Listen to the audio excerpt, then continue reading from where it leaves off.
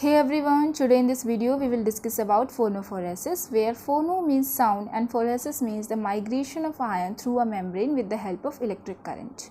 That means the introduction of substance into the body by ultrasonic energy. Ultrasonic energy को use करके आप body के अंदर drugs को, सब्सटेंसेस को या फिर आप आयंस कह सकते हैं, इसे इंट्रोड्यूस करते हैं. That is your phonophoresis.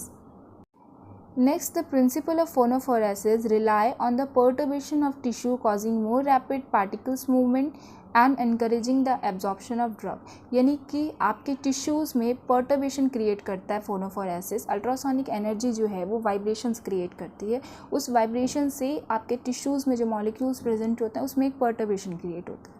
उस पर्टर्बेशन की वजह से पार्टिकल्स का जो मूवमेंट है वो ज़्यादा रैपिड हो जाता है और रैपिड मूवमेंट की वजह से ये आपके ड्रग्स को एब्जॉर्ब करने के लिए एनकरेज करती हैं ये वाइब्रेशंस.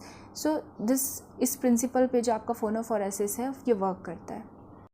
सो फोनोफोरेसिस का थर्मल इफेक्ट प्रोड्यूस होता है टिश्यू के अंदर, क्योंकि जो आपकी अल्ट्रासोनिक एनर्जी होती है वो टेम्परेचर को इंक्रीज़ कर देती है, जिससे जो आपकी टिश्यू की परमेबिलिटी है वो भी इंक्रीज़ हो जाती है.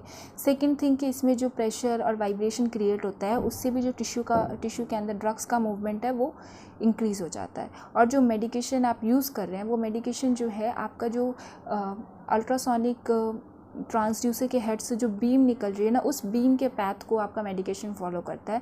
सो आप इसमें पल्स और कॉन्टीन्यूअस दोनों ही तरीके के अल्ट्रासाउंड को फोनोफोरेसिस में यूज़ कर सकते हैं. Penetration of phonophoretically driven drugs, so it is depends on different factors. वैसे ही आपका जो ड्रग्स होता है वो एपिडर्मिस को क्रॉस करता है तो वो सर्कुलेशन में आ जाता है. और ये भी डिपेंड करता है कि उस एरिया की वेस्कुलरिटी कैसी है, वो कितनी जल्दी ब्लड वेसल्स में एंटर कर रहा है और सर्कुलेशन में आ रहा है, राइट. उसके बाद जितने भी आपका low frequency leads to greater penetration. Low frequency से ज़्यादा अच्छा पेनिट्रेशन होता है. और हाई फ्रीक्वेंसी में जो ड्रग्स आप यूज़ करते हैं हाई फ्रीक्वेंसी के साथ तो वो बहुत ही सुपरफिशियली एब्जॉर्ब हो जाते हैं, तो वो कम पेनिट्रेट होता है. अब ये भी नहीं है कि आपको हमेशा डीपर पेनिट्रेशन ही चाहिए, कई बार आपको लेसर पेनिट्रेशन भी चाहिए, वो ज़्यादा इफेक्टिव है. आपके केस पे डिपेंड करता है कि आपको क्या चाहिए होता है, वहाँ पर आपका गोल क्या है. अगर आपको एपिडर्मिस या डर्मिस पर ही आपको थेरेप्यूटिक इफेक्ट चाहिए, आपको क्यूटेनियस एनेस्थेटिक इफेक्ट प्रोड्यूस करना है, आपने लिग्नोकेन यूज़ किया है, तो उस केस में आपको हायर फ्रीक्वेंसी यूटिलाइज़ करना होगा. वो ज़्यादा इफेक्टिव होगा क्योंकि वो सुपरफिशियली एब्जॉर्ब हो जाएगा. ज़्यादा अमाउंट में जो अल्ट्रासोनिक एनर्जी है वो सुपरफिशियली एब्जॉर्ब हो जाएगी, तो जो आपका क्यूटेनियस एनेस्थेटिक इफेक्ट है वो आपको मिल जाएगा वहाँ पर.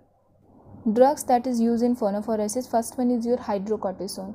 ये आपका एंटी इन्फ्लामेटरी ड्रग है. बहुत सारे इन्फ्लामेटरी स्किन कंडीशंस में इसको यूटिलाइज़ किया जाता है और ये वाइडली यूज ड्रग है.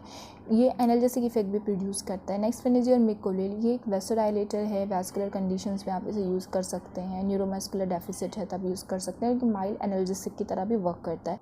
Next is your iodine. ये एक वेसोडाइलेटिंग एजेंट है, एंटी इन्फ्लामेटरी भी इसका वर्क है और ये एक सेक्यूरिटिक एजेंट भी, यानी कि जो आपका स्कार एडेशन या फिर कैल्सिफिक डिपोजिशन है, एडिसिव जॉइंट है, उस केस में भी आप इसे यूटिलाइज़ कर सकते हैं. आपका सैलिसाइलेट है, this is anti inflammatory drug. Lidocaine analgesic drug, analgesic effect produce करता है.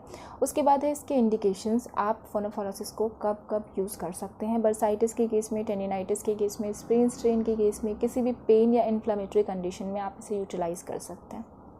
Next is the Contra indication. ये बिल्कुल सेम जैसे आप अल्ट्रासाउंड ट्रीटमेंट करते हैं तो उसमें जो कॉन्ट्रा इंडिकेशन आप ध्यान में रखते हैं, सेम वही कॉन्ट्रा इंडिकेशन है. इसमें भी इन्फेक्शन है, पेरिफेरल कोई वेस्कुलर डिसऑर्डर है, न्यूरोपैथी है, मैलिग्नेंसी है, कोई रिसेंट ग्राफ्ट हुआ है, पेसमेकर है, नर्व प्लेक्सिस में इंजरी है, आइज़, हार्ट या सेक्स ऑर्गन या ब्रेन, इन सबको आपको अवॉइड करना है अल्ट्रासाउंड के कॉन्टैक्ट में आने में. लेकिन इसमें जो चीज़ें आपको ध्यान रखनी है ना वो है कि कुछ पेशेंट्स कुछ पर्टिकुलर चीज़ के लिए एलर्जिक होते हैं. जो पेशेंट बिल्कुल भी सी फूड नहीं खाते हैं, उनकी डाइट में कहीं आयोडीन नहीं है, तो ऐसे पेशेंट में अगर आप आयोडीन का ट्रीटमेंट देंगे तो उन्हें इरिटेशन होगी, स्किन में इचिंग होगी, तो वो चीज़ आपको ध्यान रखनी है. और इसका एंटीडोट आपका एंटी हिस्टामिन होता है. कुछ पेशेंट्स आपके मेटल सेंसिटिव होते हैं. जनरली वो मेटालिक वॉच या कोई बैंड्स, ज्वेलरीज नहीं पहनते हैं क्योंकि इससे उनकी स्किन में रिएक्शन हो जाता है. तो ऐसे पेशेंट्स में आप जिंक का यूज़ नहीं कर सकते. कुछ पेशेंट्स आपके हाइड्रोकॉर्टिसोन से कॉमनली उनमें रिएक्शन दिखने को मिल जाता है.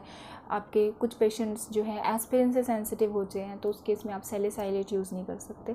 सो आपको ये कुछ चीज़ें हैं, एलर्जीज़ हैं जो कि आपको ध्यान में रखनी है. बाकी आपको सारे कॉन्ट्रा इंडिकेशन रूल आउट करने हैं, उसके बाद ही आपको ट्रीटमेंट करना है फोनोफोरेसिस टेक्निक की हेल्प से.